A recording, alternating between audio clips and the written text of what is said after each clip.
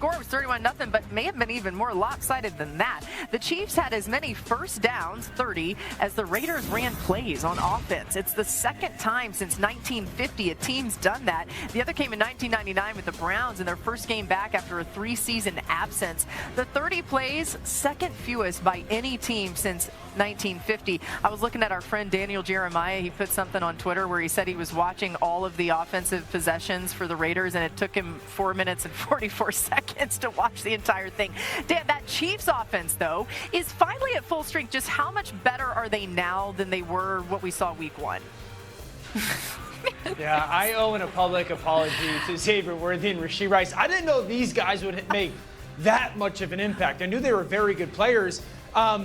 I would tell you the Chiefs, in the matter of 3 weeks, and really getting those guys back healthy, and then schematically adding some things, have gone from a below average offense to a top 5 offense in really 2 critical areas that we constantly talk about. Number 1, third downs. Before these guys came back over the last 3 weeks, they were 15th. Now they're 3rd in the NFL in third down conversions. If you look at the second blank, or the second space, red zone, I mean, they were, again, very average in the red zone.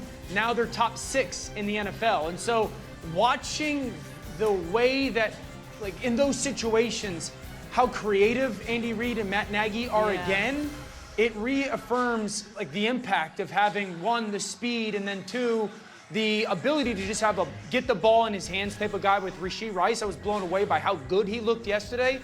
This offense is, I feel like I've been saying it for a couple weeks now, it's the best offense we've seen in Kansas City for at least 2 seasons. Yeah, I agree. You know, with Andy Reid, I have a kind of a rule of thumb. You know he's in his bag when the screen game is clicking in Kansas City, which has been the case for many years, and it was clicking. We talked about Rashee Rice and Xavier Worthy, but another element to the passing game that I think is really important has been the emergence of Rashard Smith, the young running back, again, on those screens. They threw him 4, 3 popped off for big gains. Some of that was the execution of the blocking, the offensive line, and also skill players. Tyquan Thornton, I thought, had a really nice block.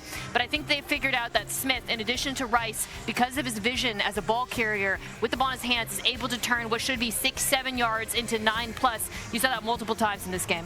Yeah, Andy Reid, first shutout win, 427 career regular season games as a head coach. Go ahead, Dan. Yeah, it's almost like right now they don't major in anything. They don't have to. They've got minors in a lot. And then, MK, you know what stood out with Rashee back is, like, you saw multiple plays where Kelsey on one side, Rashee on the other side, and then Patrick is like, okay, where do I want to start with my eyes, or where do I want to start with my read? I feel like he balances their offense versus zone defenses.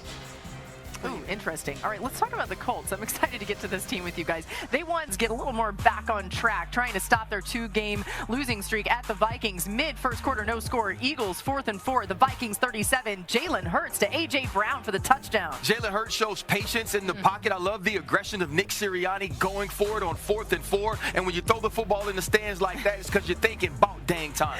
Yeah, that's a nice change. The Vikings down 7-3. There's Carson Wentz pass intercepted by Jalix Hunt, who returns it for the pick 6. This was a great pressure call by Vic Fangio.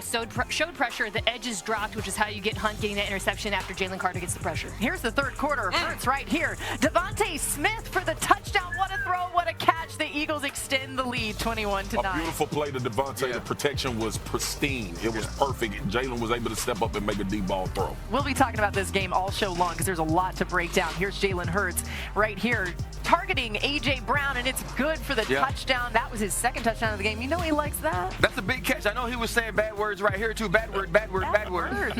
A lot of bad words yesterday. Okay, here's Wentz finding T.J. Hawkinson in the end zone. He extends for the touchdown, but take another look. It ends up getting overturned. Obviously not what the Vikings wanted there. They settle for a field goal, making it 28-22. Ensuing Eagles drive, under 2 to play. This was unbelievable. Deep throw to A.J. Brown to put this one away. The Eagles win it 28-22. Here's Saquon Barkley after a big win.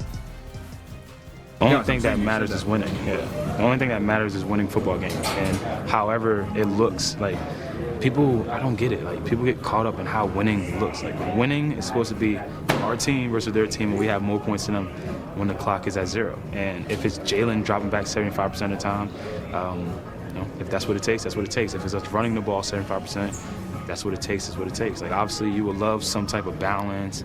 We all would love, to he have 200, he have 200, I have 200, blah, blah, blah, blah. It's not the reality. It's not, this isn't Sims. This isn't Madden. This is real life.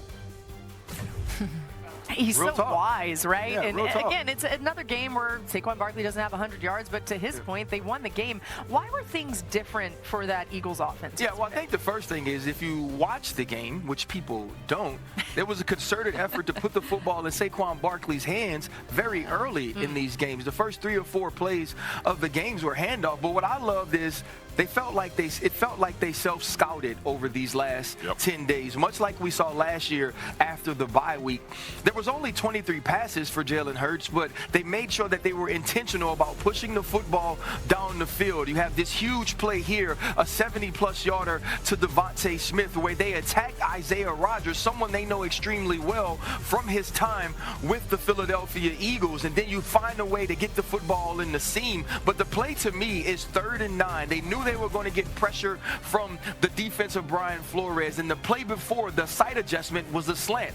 You're playing against Isaiah Rodgers, you know he's going to sit his feet right at 10, and you hit him with the double moves. That's what it's supposed to be. Kevin Patullo said, this is how our team can advance and play better offensively, and I love the intentionality of the pass game, now pushing the ball down the field. And I also love that Jalen was willing to take chances, but his pocket movement and manipulation to throw the football, I thought, was at a very high level in this game. We know he can devastate people with his legs. This was the one for me. Him and AJ not on the same page. He realizes AJ has a linebacker on him.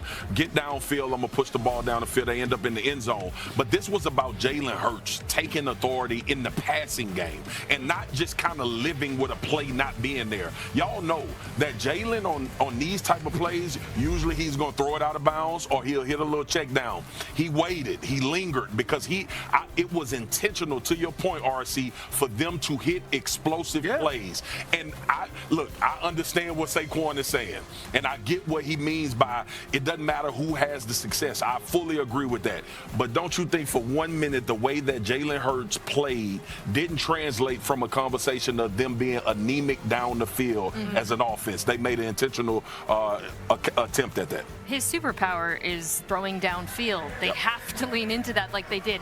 Ryan, you talked about self-scouting and changing some of their tendencies. Something that we have watched so far this season is because defenses aren't really afraid of the run game, they're not facing as much single high as they used to. So one thing they did in this game to try to force defenses to respect it was something they haven't done all year, come out with the under center play action. 6 offensive linemen, only 2 reps all season long of 6 offensive linemen going into this game. They did it 9 times. The shot play, Devontae Smith, everything about what the Eagles said on that play was we are running the football, and then they did it. And Devontae ran a gorgeous route. They hit him again on another under center play action route with 6 offensive linemen on the field. You had another in-breaker, deep dig, and the zone boy was there because of the play action. It was exciting to see something a little bit different from this Eagles offense, something they can build on going forward. And I think that's what you have to do, though. That's what the good teams are, right? They find ways that if we have weaknesses, how do we minimize those and accentuate our strengths? And we saw Kevin Patullo finally figure that out in his first year as the OC. And also understanding Brian Flores that you were going to get man a lot of times in this game and pressure as well. To do it against a Brian Flores defense that is known for being exotic and doing all those things, even more impressive. Jalen Hurts, 300.